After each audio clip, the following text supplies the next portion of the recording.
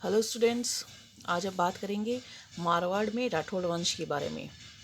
हमारा टॉपिक है मेवाड़ में मारवाड़ का उदय। तो पहले हम मारवाड़ के राठौड़ वंशों के बारे में बात करेंगे।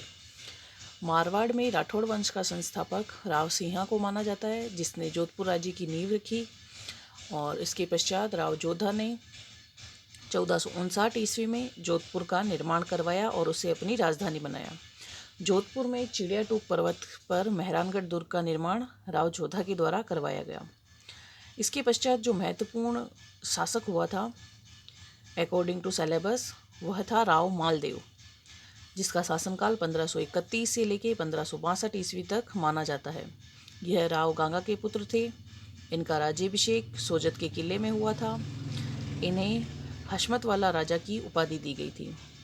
इन्होंने सांगा के नेतृत्व में पानीपत के युद्ध में भाग लिया था। इनकी पत्नी उमादे थी, जिसे रूठी रानी भी कहा जाता था। उमादे जैसलमेर के शासक राव लूणकरण की पुत्री थी। उमादे मालदेव से रूठकर अजमेर के तारागढ़ दुर्ग में रही थी। इन्होंने अपना निर्वासित जीवन यहीं बिताया और अंत में मालदेव की मृत्यु के बाद सती हुई। इसके पश्चात जो मालदेव की महत्वपूर्ण उपलब्धि है वह है गिरी सुमेल का युद्ध, जो 6 जनवरी 1544 ईस्वी को शेरशाह सूरी व मालदेव के मध्य लड़ा गया। अब हम बात करेंगे गिरी सुमेल के युद्धों के कारणों के बारे में कि ये युद्ध किस कारणों के से लड़ा गया था। तो पहला कारण माना जाता है विस्तारवादी नीति। शेर शाह ने 1540 ईस्वी में हुमायूं को पराजित करके दिल्ली तथा आगरा पर अधिकार कर लिया था। मालदेव शेर शाह की बढ़ती हुई शक्ति से चिंतित था तथा शेर शाह विस्तारवादी नीति अपनाते हुए संपूर्ण उत्तर भारत पर अपना आधिपत्य स्थापित करना चाहता था। वह मारवाड़ के शक्तिशाली तथा स्वतंत्र राज्यों को अपने अधीन करना चाहता था। अतः उसने मारवाड़ विजय की योजना बनाई। अगला जो कारण माना जाता है वह मालदेव की महत्वाकांक्षा। मालदेव भी एक पराक्रमी तथा महत्वाकांक्षी शासक था। उसने अपने पराक्रम तथा सैन्य शक्ति के बल पर एक विशाल साम्राज्य की स्थापना की थी, जिसके कारण उसकी सीमाएं शेर शाह के साम्राज्य से जा मिली थी। अतः युद्ध होना अनिवार्य हो गया। इसके अतिरिक्त मारवाड़ की बढ़ती हुई शक्ति के कारण भी शेर शाह चिंतित था। मालदेव ने संपूर्ण राजस्थान में अपनी सर्वोच्च सत्ता स्थापित कर दी थी तथा स्वतंत्र तथा शक्तिशाली मारवाड़ शेर शाह की सत्ता को कभी भी चुनौती दे सकता था। इसी चिंता के कारण शेर शाह ने विजय अभियान को संचालित किया। इसके कारण अतिरिक्त यह कारण माना जाता है कि शेर शाह ने जब 1540 में हुमायूं को पराजित किया और दिल्ली पर अधिकार किया था, तो मालदेव ने हुमायूं को सहायता का निमंत्रण देकर शेर शाह को नाराज कर दिया था। इसके अतिरिक्त शेर शाह ने अपने एक दूत को भेजकर मालदेव को यह कहलवाया कि वह मालदेव को बंदी बनाकर शेर शाह के हवाले कर दे, परंतु मालदेव ने हुमायूं को बंदी बनाकर शेर शाह के दरबार में नहीं भेजा। तो इस कारण शेर शाह मालदेव से नाराज था। इसी कारण उसने मारवाड़ पर आक्रमण की योजना बनाई। इसके अतिरिक्त मालदेव के विरोधी सरदार भी शेर शाह के पास चले गए थे और बार बार शेर शाह को उकसा रहे थे। इसी कारण उन्होंने भी मारवाड़ पर आक्रमण करने में महत्वपूर्ण भूमिका निभाई। मालदेव ने क्योंकि मेड़ता व बीकानेर पर अधिकार करके वहाँ के शासकों को अपना प्रबल शत्रु बना लिया था। मेड़ता व बीकानेर के शासक शेर शाह के पास चले गए और उसे मारवाड़ राज्य पर आक्रमण करने के लिए प्रोत्साहित करने लगे। और अगला कारण माना जाता है धार्मिक विद्वेष। कुछ इतिहासकारों का मत है कि शेरशाह सूरी ने धार्मिक भावना से प्रेरित होकर मारवाड़ पर आक्रमण किया था, जिसका उल्लेख तारीख़ शेरशाही में मिलता है। स्वयं शेरशाह सूरी लिखता है कि मालदेव काफिर को समूल नष्ट कर देने का प्रण लेता हूँ, परंतु अधिकांश इतिहासकार इस मत को स्वीकार नहीं करते। वास्तव में मालदेव पर आक्रमण करने का कारण धार्मिक नहीं था, बल्कि विशुद्ध राजनीतिक था। और इस प्रकार इन कारणों के परिणाम स्वरूप सुमेल का युद्ध लड़ा गया। शेर शाह ने अजमेर से 28 मील दूरी पर बाबरा नामक स्थान पर अपना डेरा डाला और दूसरी तरफ मालदेव भी अपना सेना सहित गिरी नामक स्थान पर पहुंच गया। लगभग 1 माह तक शेरशाह और मालदेव की सेनाएं एक दूसरे के सामने पड़ी रही। शेरशाह को शत्रु राज्य की सीमाओं में रसद तथा चारा जुटाने में बड़ी कठिनाई हो रही थी और इस स्थिति में शेरशाह ने राजपूतों में फूट डालने का प्रयास किया।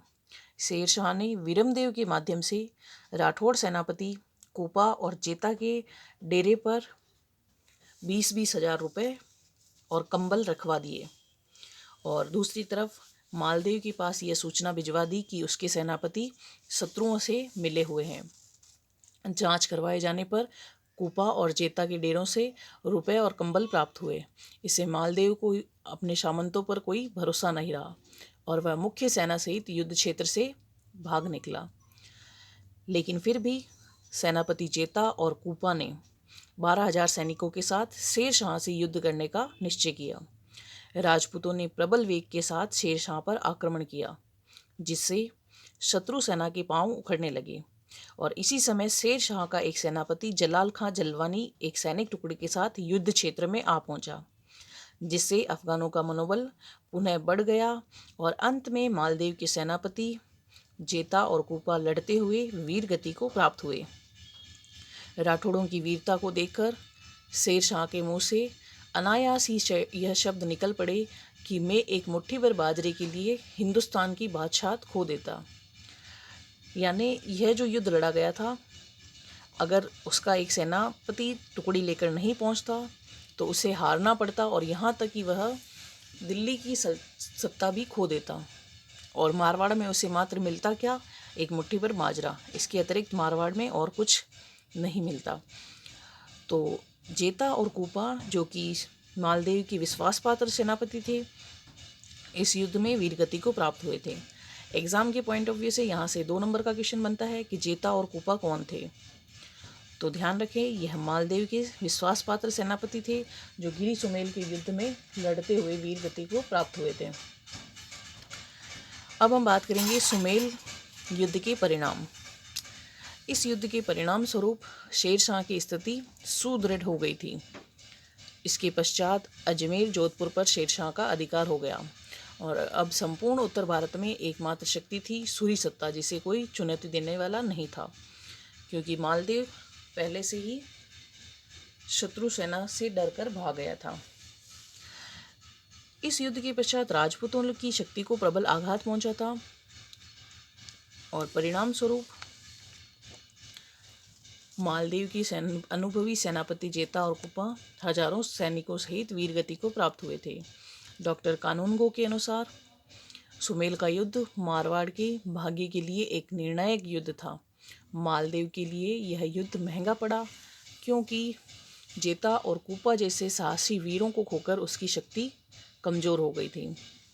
इसके अतिरिक्त डॉक्टर गोपीनाथ शर्मा के अनुसार राजपूतों का वैभव तथा स्वतंत्रता का यह अध्याय समाप्त हो जाता है, जिसके पात्र पृथ्वीराज चौहान, कुंभा, सांगा तथा मालदेव थे। यहाँ से आश्रितों का इतिहास प्रारंभ होता है, जिसके पात्र वीरमदेव, कल्याणमल, मानसिंह और मिर्जा राजा जयसिंह थे। और इस प्रकार इस युद्ध के पश्चात राठौड़ों में वैमनस्य के बीज बो दिए गए थे।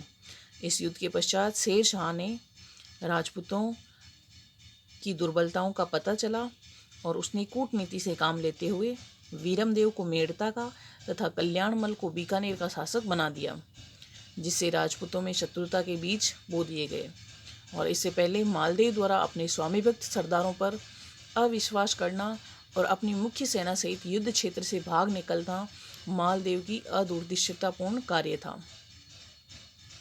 इसके बाद शेरशाह द्वारा राठौड़ों में वैमनस्य के बीज बो दिए गए थे, जिससे आने वाले कई वर्षों में राजपूतों को भारी क्षति का सामना करना पड़ा था। और इस प्रकार हमारा यह टॉपिक कंप्लीट होता है। नेक्स्ट वीडियो में बात करेंगे हम नए टॉपिक को लेकर। तब तक के लिए धन्यवाद। एग्ज़ाम के पॉइंट ऑफ व्यू से जो क्वेश्चन इस टॉपिक से बनते हैं उनका थोड़ा ध्यान रखें। गिरी सुमेल का युद्ध, जेता और कोपा, रूठी रानी, हशमत वाला राजा, एग्ज़ाम के पॉइंट ऑफ व्यू से महत्वपूर्ण क्वेश्चन बनते हैं। और इसी के साथ धन्यवाद।